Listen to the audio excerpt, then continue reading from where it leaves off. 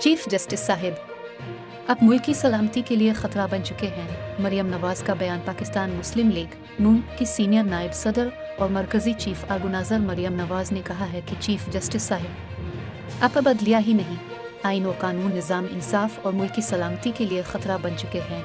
समाजी राब्ते की website Twitter पर अपने एक बयान में मुस्लिम लीग नून की सीनियर नायब सदर ने लिखा कि चीफ जस्टिस होने का मतलब रियासत को इस शख्स की गुलामी में देना नहीं जिसने अपने पालतू गुंडों के जरिए कौमी वकार और मुल्की दिफा की हर अलामत को जलाकर राख कर दिया। इमरान खान पर तनकीद करते हुए उन्होंने कहा कि ऐसे शख्स को किसी भी मुकदमे में गिरफ्तारी से रोकना, इसे शाही मेहमान बनाकर रखना, इसके नखरे उठाना हर पाकिस्तानी के अलावा इन शहीदों और गाजियों की तौहीन है जिनकी हर निशानी पर हमला किया गया।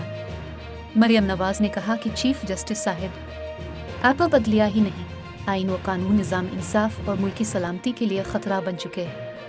मुल्की तकदीर से खेलने वाले एक दहशतगर्द के सहूलतकार बनने के बाद अब अपना वकार खो चुके हैं। अब अपनी कुर्सी को इमरान की सियासत के लिए इस्तेमाल कर रहे हैं तो अब सियासी रद्द अमल के लिए तैयार है। चीफ ऑर्गेनाइजर का कहना था कि फितना गिरफ्तारी के डर से अदालत में छुपा बैठा है।